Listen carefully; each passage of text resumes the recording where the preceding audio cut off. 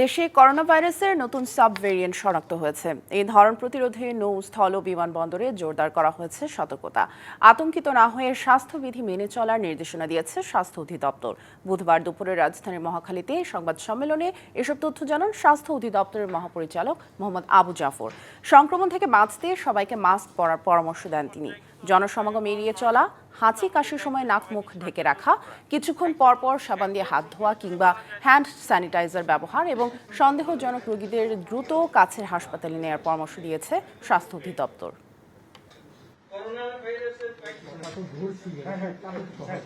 বিধিবদ্ধভাবে একজন আচরণ বিধির থেকে শুরু করে সবকিছু আমাদের মেনে চলতে হবে। করোনার পর্যায়ে কিন্তু অত ভয়াবহ নয়, কিন্তু আমাদের দায়িত্ব সবাইকে সচেতন করা। একজন রোগীও যদি মারা যায় তার ফ্যামিলির জন্য এটা 100%। সো আমরা চাই যে একজন লোক করোনার জন্য আক্রান্ত না হোক বা তার মৃত্যু না হোক।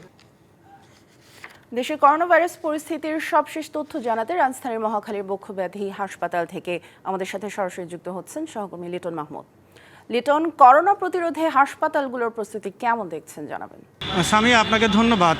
করোনার আসলে যে বিষয়টি বলছেন একটু আগে যেমনটি সংবাদ প্রচারিত হচ্ছিল, সেখানে স্বাস্থ্য অধিদপ্তরের পক্ষ থেকে অল্প কিছুক্ষণ আগেই এই বিষয় নিয়ে ব্রিফ করা হয় এবং সেই ব্রিফে তারা যে বিষয়গুলো তুলে ধরছেন যে আশেপাশের যে পার্শ্ববর্তী দেশগুলো রয়েছে সেই তুলনায় দেশের যে কোভিড আক্রান্ত নতুন ভেরিয়েন্টের সেই সংখ্যা খুবই কম এবং এটি নিয়ে বিভ্রান্ত বা আতঙ্কিত হওয়ার কিছু নেই তারা বলছেন। এবং পাশাপাশি যেহেতু এখন ঈদের যে ছুটি, এই ছুটিকালীন সময়ে যে সতর্কতা মূলক পদক্ষেপের কারণেই তারা আসলে এই সংবাদ সম্মেলন করেন এবং সেখানে যেটি বলা হচ্ছে যে করোনার এই নতুন যে ভেরিয়েন্ট সেটিকে মোকাবেলার জন্য জনসাধারণকে সচেতনতা করতেই মূলত এই সংবাদ সম্মেলন করে স্বাস্থ্য অধিদপ্তর। শাইনি চুলে এখন হবে সব হেয়ার স্টাইল, সিল্কোর দ্বিগুণ শাইনি চুল প্রতিদিন।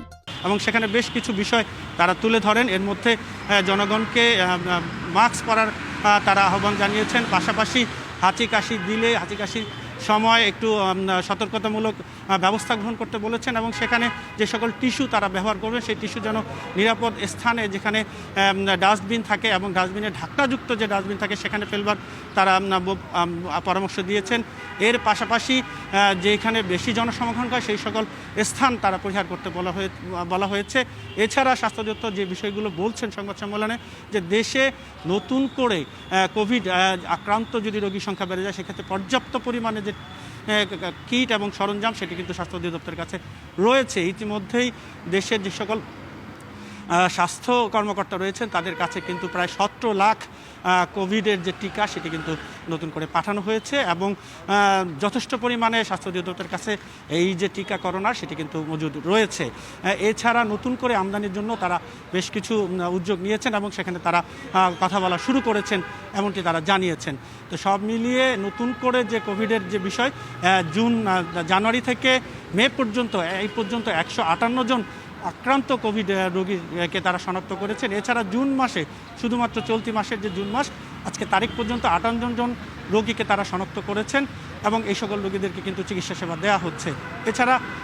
এছাড়া দেশের যে সকল কোভিড গিয়ে ডেডিকেটেড হাসপাতালগুলো রয়েছে নতুন করে, সেখানে আসলে যদি রোগীর সংখ্যা বেড়ে যায় সেই রকম প্রস্তুতিও তারা নিয়ে রেখেছেন এমনটি জানিয়েছেন স্বাস্থ্য অধিদপ্তর। সামিয়া, এই ছিল সর্বশেষ তথ্য। নিশ্চয়ই লিটন, ধন্যবাদ আমাদের সাথে যুক্ত হওয়ার জন্য।